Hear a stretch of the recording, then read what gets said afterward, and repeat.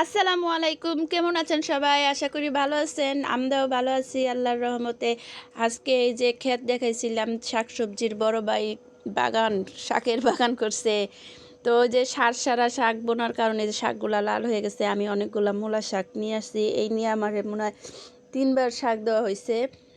আর আসা যাওয়া হইতেছে না, আর কেউ হইলে শাক আরও পাঠিয়ে দিব। তো শাকগুলা সার ছাড়া তো খুব মজা লাগে শাকগুলা। আমি আরও ইচ্ছা করে নিয়ে আইছি। তো আমি তো নিয়ে এসেছি মাঝামাঝিতে, কিন্তু এখন তো আরও বড় হয়েছে।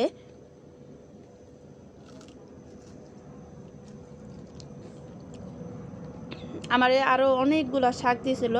আমি বলছি যে এতগুলা শাক, আমার শাক মূলা শাক এমনি কাউসারে বাবা কম খায়, শাকটা আমার খাইতে হইব। পরে আমার ভাবিরে দিছি, আর আমি রাখছি, আর আমার ওই যে কাজের খালারে দিছি কতগুলা। তো এই করে রাখা হয়েছে। এর মধ্যে কুচি কুচি কইরা তারপরে ভাজি করমু, দেখমু যে এই শাকটা কীরকম গলে, কীরকম সফট হয়। পরে একদিন পিঠালি রান্না করে খাবো। কে কে পিঠালি খাইছেন, পিঠালির নাম কি কখনো শুনছেন জানায়েন। আর এইগুলার এই যে গুঁড়াগুলা একটু করে কাইটা শুটকি দিয়ে রানলে খুব ভালো লাগে।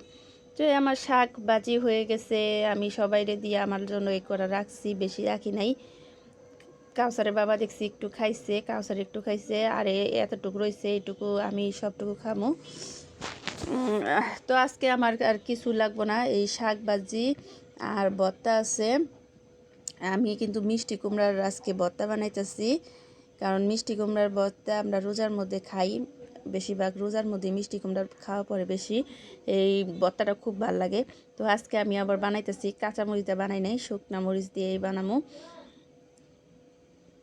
তো ধনিয়া পাতা আর শুকনা মরিচ বেশি করে দিয়ে আমি ডলছি, ডইলা এখন বানামো। অর্ধেক ডলা আমি এই ডলাটা অর্ধেক আমি রাইখা দিমু, কারণ আমার এই যে সবসময় একটু একটু করে ডলা নিয়ে খাইতে ভালো লাগে।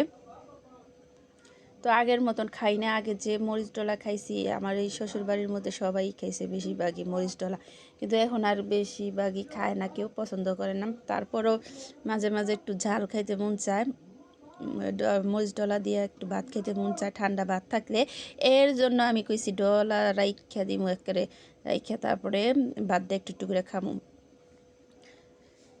দেখি মুখের রুচি ফিরে আসে নাকি। এদিক দিয়ে লাঞ্চ টাইম, মেয়েরও তাড়াহুড়া, মেয়ের ভাত গুছিয়ে দেওয়া লাগবো, গোসলে পানি দিছি, এখন ওরে খাবার গুছিয়ে দেওয়া লাগবো।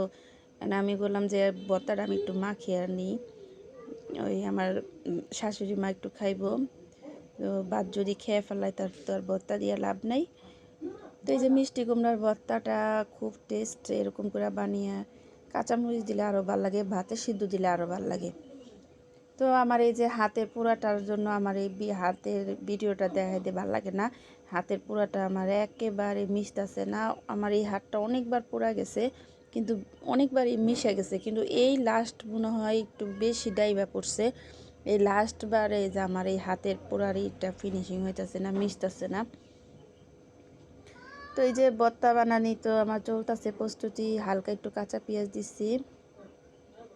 তো দেখা যাক। তো আমার মিষ্টি কুমড়ার ভর্তাটা বানানো কমপ্লিট হয়েছে। আমার তো মনে হইতেছে আমি এখনই তাড়াতাড়ি খাই, কিন্তু এটা একটু ভাতে সিদ্ধ দিলে আরও মজা লাগতো। একটা ভাতে সিদ্ধ দেওয়ার একটা গ্রান আছে, ভাতে সিদ্ধ দিয়ে ভর্তা বানাইতে গেলে। বেগুন কন, আলু কন, মিষ্টি কুমড়া কন, এর সব শাক পাতা কন। যে লবণ একটু কম হয়েছে, আমি আবার একটু লবণ দিছি। সেই স্বাদের ভর্তা হইব আজকে। এই ভর্তাটা সবাই পছন্দ করে, কাউসার একটু খাই, মাইয়া তো খাইবই না। কি ব্যাপার কাউসার, মিষ্টি কুমড়ার ভর্তা খাবি? খাইব না বলে মিষ্টি কুমড়ার ভর্তা। ওই বৈশাখ টিভি দেখতেছে, টিভির সাউন্ডও কমায় না, মেজাজটা গরম হয়েছে গা, আমার সাথে একটু চেঁচাচেঁচি শুরু হয়ে গেছে গা। আমি কইছি যে সাউন্ড কমা, নাহলে তোর খাওয়ান নাই, খাওয়ান বন্ধ। আমি আবার একটু যাওয়া আছি, কথায় কথায় ওরা খাওয়ান বন্ধ করে দিই, যে আজকে এটা করলে খাওয়ান দিব না, ওইটা করলে খাওয়ান দিব, এরকম করি। তারপর ওই ছেলেরা সরম লজ্জা না। তো আমার এই যে মিষ্টি কুমড়ার ভর্তা আর শাক দিয়ে আমার খাওয়া শুরু হয়ে গেছে গা, অ্যাকশন শুরু। তো শাকের মধ্যে আমি আবার একটু মরিচ ডলা ভরে ভরে খামো। প্রথমে একটু শাক দিয়ে খেয়ে দেখি কী অবস্থা। এই শাক দিয়ে আমি আজকে ভাত খামো, আর মিষ্টি কুমড়ার ভর্তা দিয়ে। তো শাকটা কী সুন্দর গলে গেছে, বেশিরভাগই মূলা শাক কিন্তু এত গলে না, একটু শক্ত শক্ত থাকে, কিন্তু এই শাকটা একদম গলে গেছে, ধরলে এরকম দেখা যায়। মূলার শাক কিন্তু এত এরকম থাকে না, খুব টেস্ট। পরে আমি সবটুকু লইয়া নিলাম, যে এত মজার শাক তো আর রাখা যাবে না, রাখলেও তো আর ওরা কেউ খাইব না, ওরা তো খাইছি দুপুরে। পরে যে আমি খেয়ে নিলাম, সব আনি নিছি। এখন আমার মন মতন আমি খামু, আর আমি বিছানায় বইয়া জোড়াশিং দিয়া তারপরে খাইতেছি। শাকের মধ্যে মরিচ ছিল, মরিচটাও কামড় দিয়ে খাইতেছি, খুব ভালো লাগে। শাকের মধ্যে মরিচ দিলে, পেঁয়াজ দিলে কামড় দিয়ে খাইতে আরও ভালো লাগে, সেই স্বাদ লাগতেছে।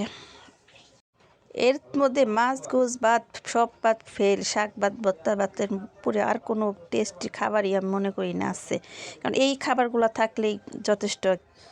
সবসময় শাক ভাত দিয়ে ভাত খাওয়াটা উচিত সবারই। এই যে আমার ছেলে মেয়েরা আমি শাক দিয়ে ভাত খাওয়ানি শিখাই না, এদিকে খাইতে চায় না, ওদের শুধু মুরগির গোস্ত দাও। সবাই ভালো থাকবেন।